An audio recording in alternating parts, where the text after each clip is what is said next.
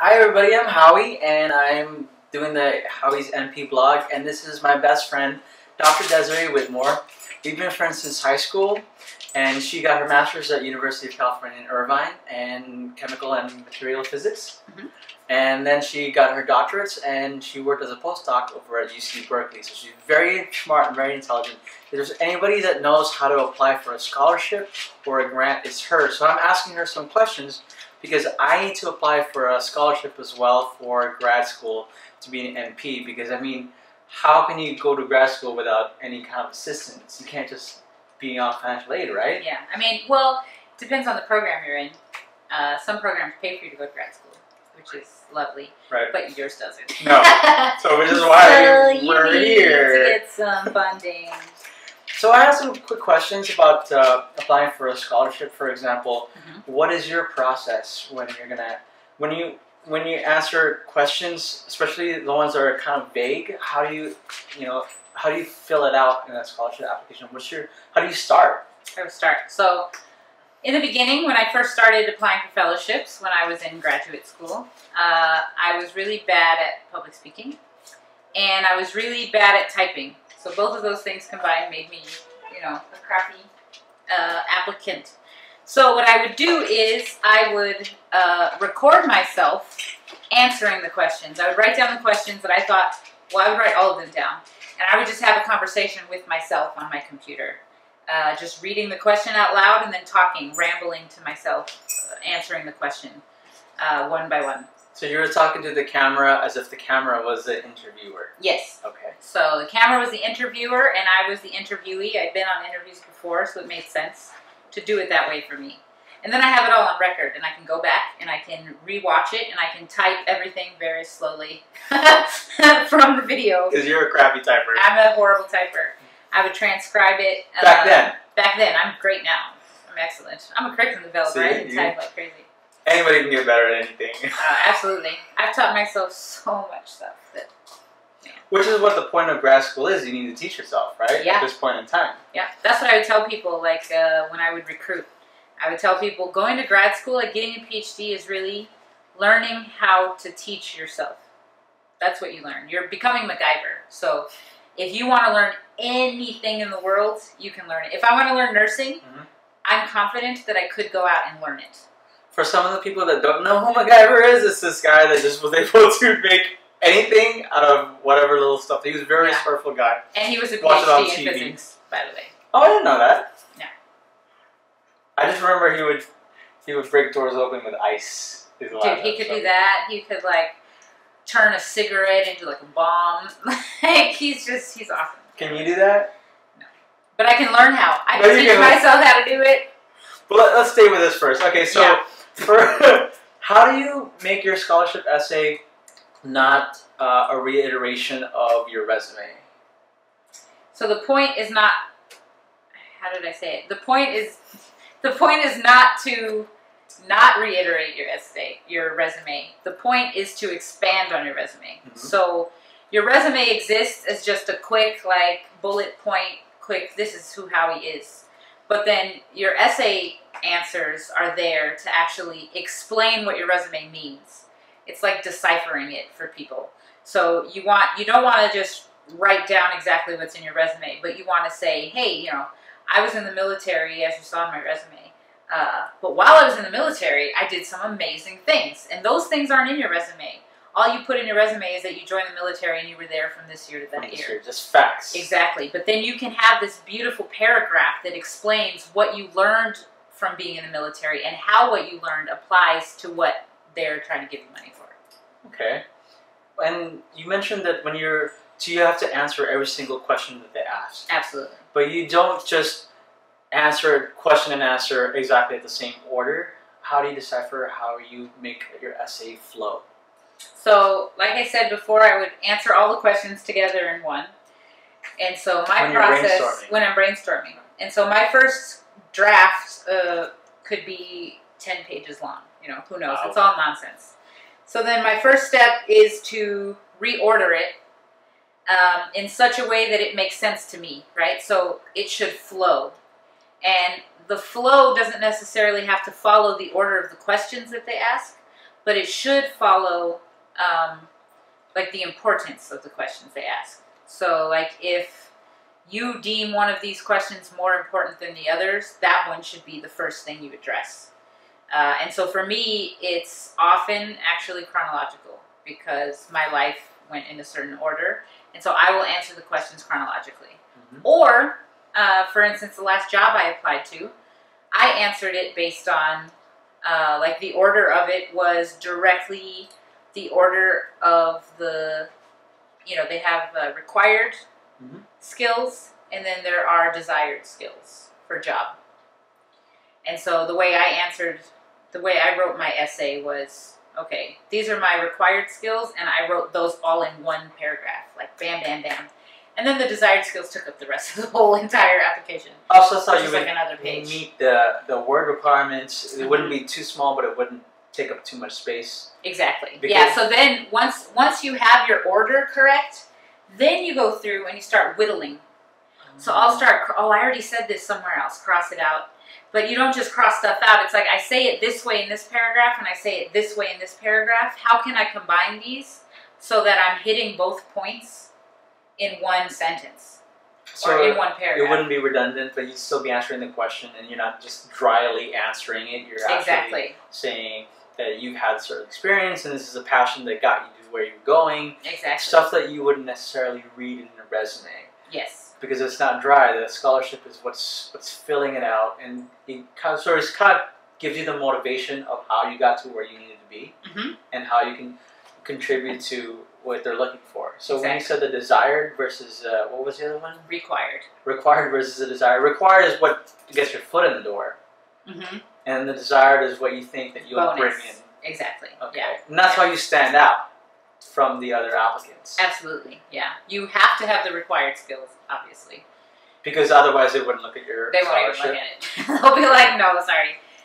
But generally for scholarships, they have a specific skill set that they're looking for, and it's people who want to somehow satisfy these criteria. And so you want to make sure that you satisfy all three of those criteria, or however many they have. So, for instance, I won several NSF fellowships. Wow. And to get those, you had to have three criteria. One was intellectual merit. One was... Is that like GPA? Yeah, it's like how are you using your knowledge to contribute to science? What is the merit of what you're doing, what you're proposing to do, the research that you're doing? And then there was broader impacts, which is how is your work going to impact other people than just the scientific community. And then the third one, they got rid of it actually, so I don't remember what it is anymore. So it doesn't matter anymore. It doesn't matter. But anyway, like I would make sure to always address those things, and I would try to address them kind of in every single essay that I wrote. So basically, if they asked multiple questions, I would address those two criteria in every question. Or in every essay. So I had to write like a proposed essay, a proposed research essay, a previous research essay, and then a personal statement essay. In all three of those essays, I included some intellectual merit and some broader impacts for all of them, so that they could tie into each other and show that I'm meeting the criteria. I am what you want, you know? So you better hire her. And they did. And they did. I'm just kidding. No, you did. I mean, not everybody gets to practice over at Berkeley, and Berkeley is the cream of the crop. And so, you know, and just being to where you're at, even just going to grad school is itself an achievement. You know, everybody has a bachelor's now, but not everybody has a master's or a doctorate. So you knew what you were doing. Mm-hmm. Did you have a mentor? Well, I didn't know what I was doing, but I figured it out along the way. Right. Exactly. Yeah. And this is why we're doing the video, so you can just learn from her, as opposed to having to figure it out too late down the line. Mm-hmm. Okay. Did you have a mentor that helped you do that, or did you just... Which part? When you were writing the essays. Yes, I had, well, my Ph.D. advisor helped me. So I had applied, for instance, one of my first fellowships. I applied and I didn't get it because I wasn't ready. I was an undergrad and they were like, you don't have any experience. So then I applied again, and again I didn't get it because I wasn't sure what I wanted to do for my research. And then the third time when I applied, I did get it. And I did have help. My mentor actually sat down with me and he gave me several tips about how to shorten my essay and how to make it sexy. Yeah, that's what he's like, this doesn't sound sexy enough. We need to cross this off and cross this off. You need to put a picture in there, you know. What? Yeah, he made me put a picture in my essay, and I got the fellowship. I was like, I don't think we can do this, Eric. I don't think I'm supposed to put a picture in my essay. No, I don't. Okay. It depends on what you're doing, right? And for my research, the research that I was proposing, it was like a very complicated optical technique, like photonic. Trust me, it's really hard to understand her research. And so, like, he suggested that I include like an energy diagram to show what I was talking about, because I wrote it in Word form, and he's like, if people on your committee are not physicists, they're going to look at that and not understand anything that you're saying. So to have the diagram there, I think it did make a difference, but it's because I was applying for a specific type of fellowship where, you know. So you knew the audience that you were targeting to. Yes. So you were able to make it sexy by knowing that the audience that was reading your essays were going to have, you know, some kind of physics knowledge. Yes, some of them did. So that was the thing. So he knew, I didn't. This is what I learned. This is what the mentor taught me, right? Okay. He taught me that, okay, the committee who's actually reviewing your application, some of them are going to be in your field.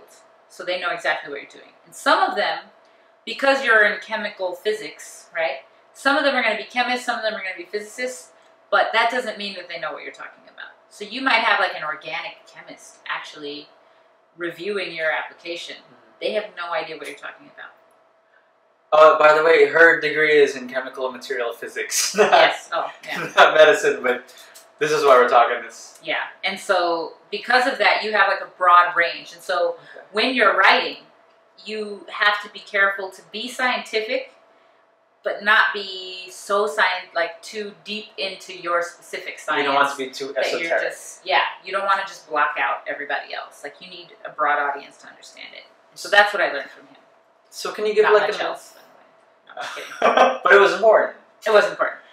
So can you give can you maybe transfer a little bit of that tip to say if somebody was applying like me for a scholarship as a nurse practitioner, how can I make my question sexy without excluding anybody that's not a nurse practitioner?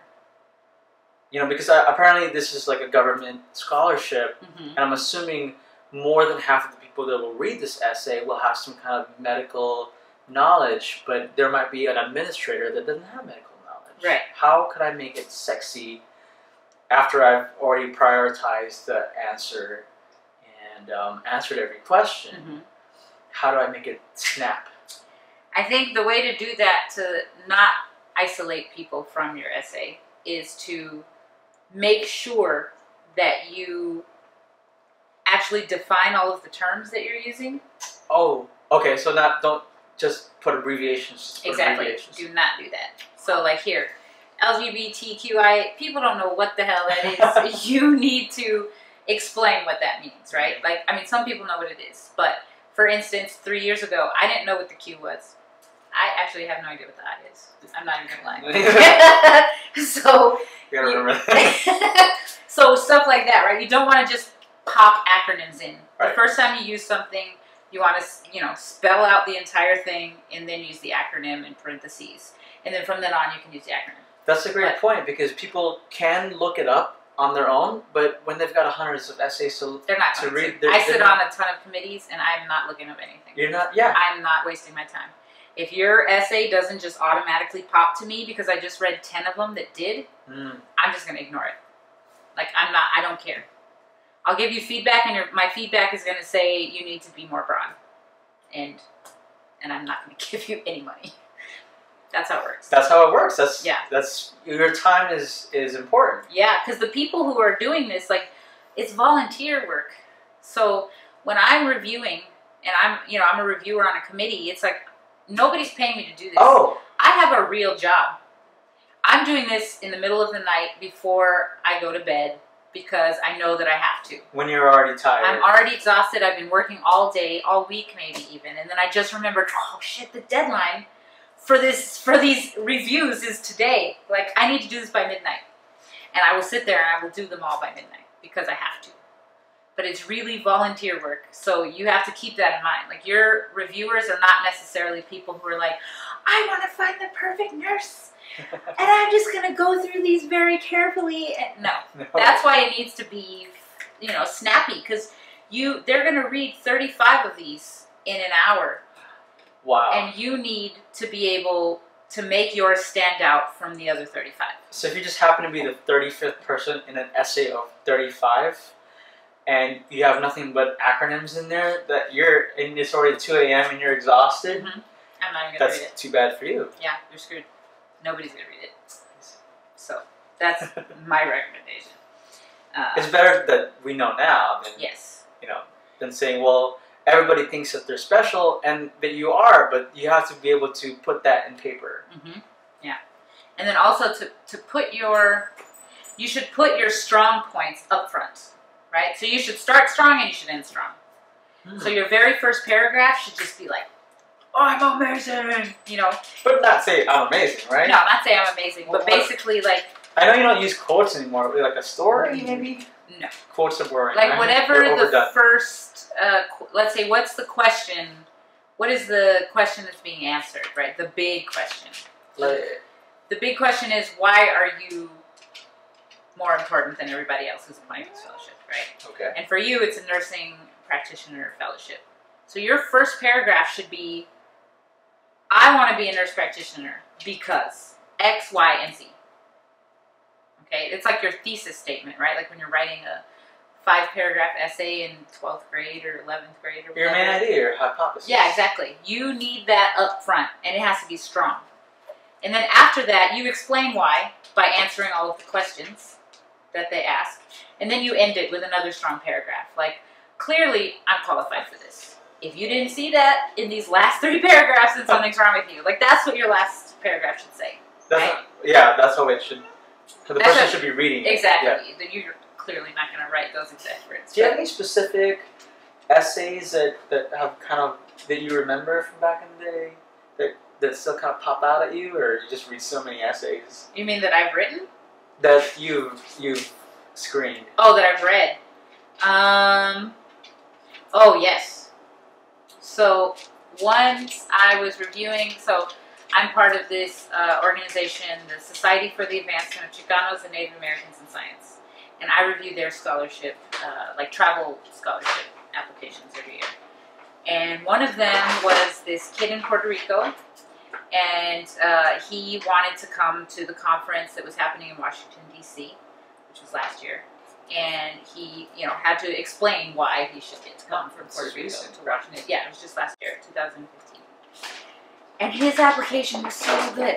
And the way that he wrote it, like the first paragraph was just like, I've always wanted to be a scientist since I was a kid. It was so clearly written. I wanted to be a scientist since I was a child.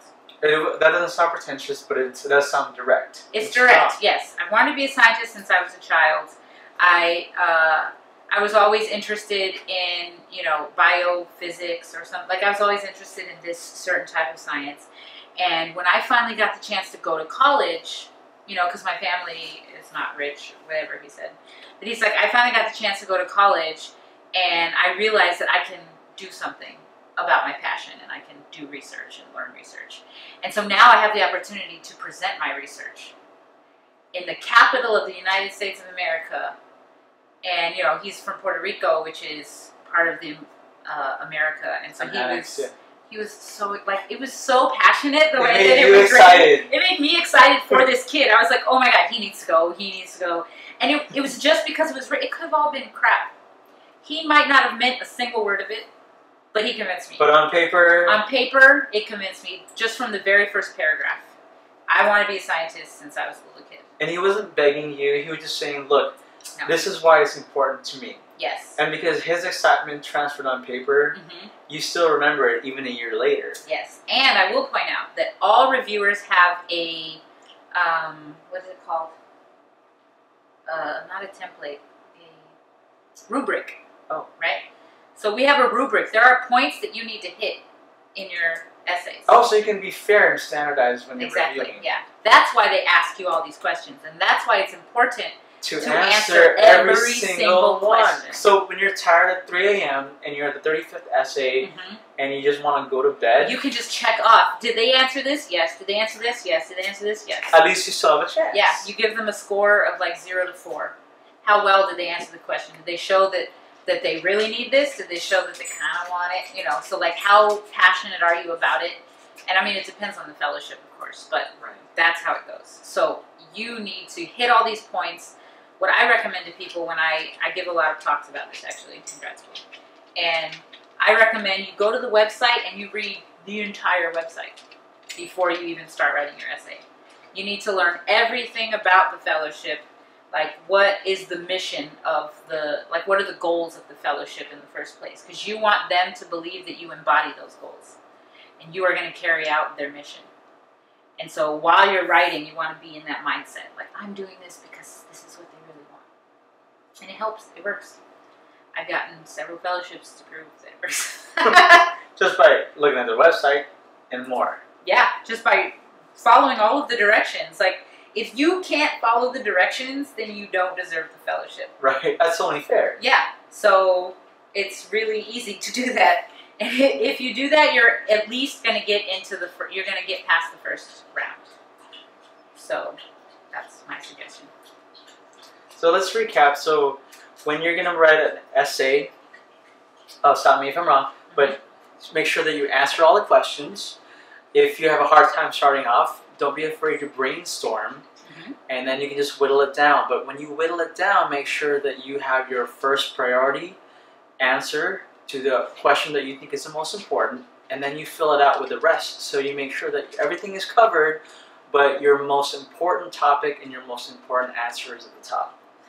Then when you're making something and you're writing an essay that's different from your resume, you need to be able to transfer as much of your excitement or your passion on paper so that when the person reading it, who is Desiree and who probably has, you know, like $1 million of grants or whatever that she has to give to you, but she's not being paid to do it, then obviously she needs to get excited to give it to you, and you have to be able to sell yourself without being, you know, pretentious. Yeah, don't be pretentious. I will not give you that. Right, and don't wax her wane. Yeah. Just be confident. It's a thin line, but it's like you're hitting a target. Yeah, and be honest. Don't make up stuff in your application. You can read it. You can read through. Yes, totally. Be like, you did not do that. No. You know, because if you state something, you should back it up with like a sentence or two. Which is what you've been taught since 8th grade. Exactly. Right. And some people don't do that. They're just like, you know. Like I've seen 1 million patients. I won a Nobel Prize. It's like, okay, like, you're 15. You did not win a Nobel Prize. You know, stuff like that. Like people will just say, oh, I did all of this great stuff and I changed the way. I revolutionized nanobotics. So watch your adjectives. Yes, exactly. And spelling. Spelling. Do not have spelling errors in your application because I'm really, really, really stringent on that. And if I have an application with spelling errors, you automatically lose points with me because you didn't proofread it. Okay, I had a question that I saw that a long time ago, one of my strong letters of recommendation. She let me read it, and it was really amazing. It was a great letter of recommendation that I was happy to submit. But I found a couple of typos, and I know that it was because she was a busy professional. Was it me? No, it wasn't you. Okay. Like, damn it. I would be like, no, she was another amazing person in my life, and she, you know, she's balancing a family, and I was just honored that she was able to write this letter of recommendation. Just like I was honored for you to write me a letter of recommendation. Should I worry about typos on their letter of recommendation as long as my essay doesn't have any typos? Or? No. Yeah, that's on them. Okay. Yeah. That just reflects on them. Yeah, that doesn't reflect badly on you because I think these people who are your recommenders, they know. Like, the committee knows that the recommenders are doing this is like, okay, I'm busy and I have stuff to do and I'm going to catch up eventually. But I love this person. He's well deserving of this. Here's why. I think when you're a professional and you do it, it's understood. But when you're the student, the applicant trying to get the money, like, you have to be very, very careful. And so that's why when I apply for things, I send my applications out to as many people as I can. All of my friends. I send it to my old professors. I'll send it to my family. I send it to my sister. I send it to my father. I send it to everybody. And not all of the feedback that I get, I implement, of course. But a lot of it does go in there. And a lot of it is small typos. Where like this word and this word don't really go next to each other. You should think about the way that you're wording this.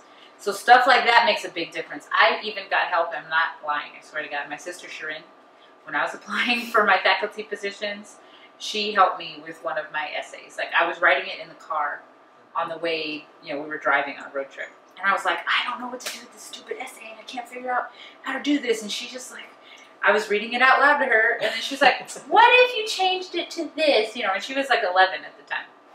But some of her edits actually went into my final essay. And it made a difference, right? It made it sound better. Showed a fresh eye. Exactly. And so that's a bad example, but I do that with, like, I send it to my friends from grad school. I send it to you. Mm-hmm. I send it to my siblings. I send it to basically as many different types of people as I can. Now I feel better because sometimes when I read your essays, I feel like, oh, I can't. How can I contribute to your scholarship essay or your grant essay? I don't know what you're studying. It's just way above my head. But at the very least, I can focus my energies on, typos and grammatical errors. Exactly. Which is still very important because why would you want to bring out a perspective like it could be an amazing, discovery. But if you can't put two words together as a writer, who's going to take you seriously? And I'm a horrible writer. So my mastery of the English language is journeyman. It's like very low. And you have always been better at English than me since I've known you. So that's why I sent it to you. Because you can speak better than me. So you can take my crappy language and make it sound better. You know what I mean? So and it only helps you, and it makes me feel like I'm contributing to your success. You are contributing to my success. So it's really good. It's a win-win situation, and it gives you practice at reviewing things. Because eventually, one day, as you keep going, you're going to be asked to do this kind of stuff. You're going to become a nurse practitioner, and you're going to have to review some of these applications. And you're going to be like, I remember when I was applying. And you're going to be like, oh, that's great, because I've helped, my friends go through their essays. So it's always good to keep your contacts. Oh, it is. Never burn bridges. Never burn bridges. I mean, really poisonous bridges you should. The really shaky ones. Yeah, you can the ones that drain. Okay. You can go ahead and burn those ones. But in general. Yeah. All right. So that's my 2 cents. Well, I think that was very enlightening. Thank you, Dr. Desiré Whitmore. I really appreciate your help. I feel like I'm a lot more confident in writing this essay, and it's due in a week, and I really hope that I get it, because I can really use it, and even though I won't know for a few months, I feel a lot more confident knowing that you've given me great tips. I'm glad. You're welcome. Anytime. Thank you. Mwah. Mwah. Bye, everybody. Peace out. Good luck. Oh, if you have any questions, you can subscribe to my channel, or you can email Desiree, or go to her Twitter. I don't know if you have a Twitter. I do have a Twitter. I am Darth Science. Darth Science. She's all the way science. Give her some time to answer back to your questions because she's very busy. If you want, you can email me or contact me, and I'll forward it to her. And then I'll bug her if it's been a while, and hopefully she'll get back to you with any questions. Oh, and my email is desirewhitmore@gmail.com. That's Desirewhitmore@gmail. Gmail. Bye, guys. Bye.